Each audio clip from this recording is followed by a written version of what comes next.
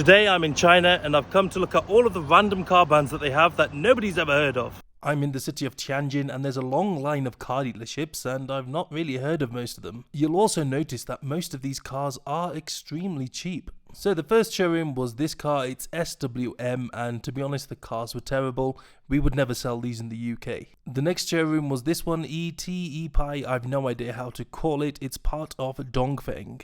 And their specialty was this electric car with scissor doors, and the price of this was about $25,000. Now next up we have Leap Motor, which is actually being invested in by Stellantis, so in theory their cars should be okay. This was actually my favourite car brand out of all of them. They have all sorts of different sized cars and none of them cost more than $25,000, which when you look at the size of them, the quality of the interior and exterior finish, I was truly impressed. I just hope they have good longevity and reliability. And next up is a very big company. They own Volvo. It's Geely Motors. I'm sure you've heard of them. They had this small cheap car. It was about $5,000. And then they had this big white sedan. And this one was a steal at $20,000. Now, considering Geely own Volvo and Lotus, I'm sure they know how to screw a car together, so this should be okay. And just look at the size of the screen. It goes across the whole width of the front of the car. Very good.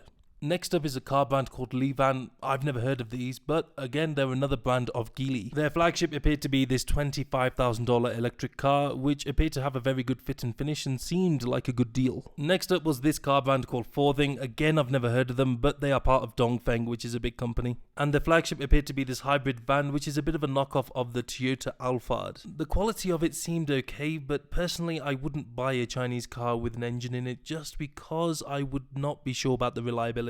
Now, next up we have this car brand. It is called Aeon and it is extremely popular in China. You see these everywhere and it is extremely cheap. Anybody want to guess how much this costs? Yep.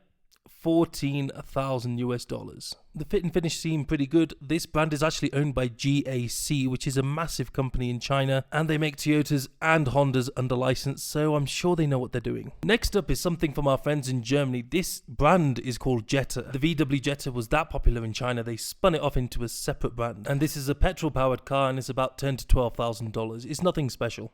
And finally we have this car. It's a Chang'an A07. It's part of a big company that makes Mazdas and Fords under license, and the price of this, it's about $18,000, which is a steal. My conclusion after visiting all of these showrooms is that these people definitely now know what they're doing. I also understand why they're looking to put tariffs on these cars because Western car companies simply cannot compete.